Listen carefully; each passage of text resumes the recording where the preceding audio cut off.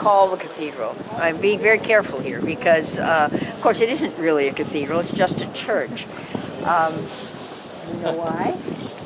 We do. I know you know.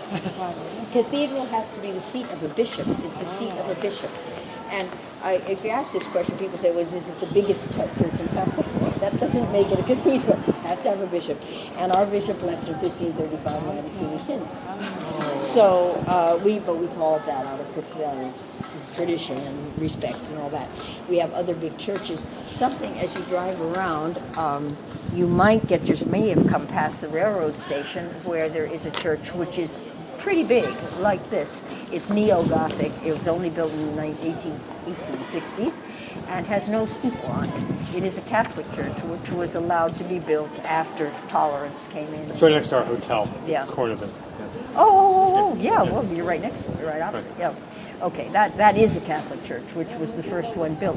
When they took the walls down, it was the 1860s. The train was beginning to come. People were coming. There was a period of tolerance and opening up, and they gave land to 5 other churches, and one was the Catholic one, English, which is down by the lake.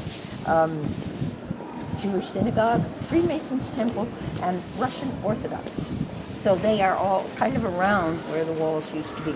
And so this was, as I said, this is a breezy place. We won't stay too long.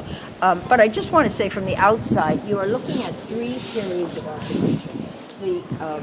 And since they have dug, we'll get there.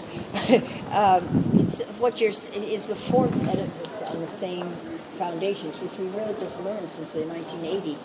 But they started with this basic Romanesque style, and as it goes up, it gets more and more Gothic, and more, as you go more towards the north, more and more Gothic. And then 200 years later, they added this beige brownish part, which is a separate chapel, and it has been restored to its pre-Calvinist, therefore Gothic look. And then in the 1800s, 18th century, 1740 or so, the facade was getting very, very weak and getting ready to come falling down. And oh my goodness, what will we do? And they looked at various proposals, and they chose this one by an Italian, Alfieri, and there we are, neoclassic, stuck on the front of a Gothic Romanesque church. It's weird. I mean, it's okay to think it's weird. You all see the difference now? It takes a minute to catch it. It's like, what are the columns do? That looks like somebody at the Parthenon. Yeah, exactly. Glunk.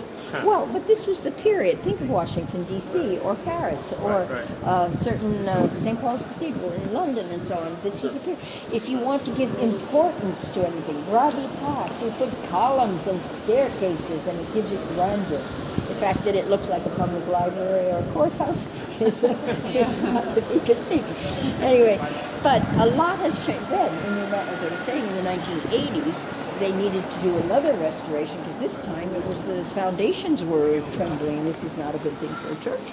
So they took up the floor, and to their wonder, they found a whole world of history underneath that they had not expected. And I was already starting tour guiding, and the history kept changing. Wow. Anyway, but the whole idea of the Dark Ages were just the Dark Ages, but in fact it turns out that there was a tremendous amount of religious activity here in Geneva at that time. And now you can visit that site. It's very, very well done. It's had another makeover to make it, because if you've been to any place where you're looking at ruins, you're looking at piles of stones.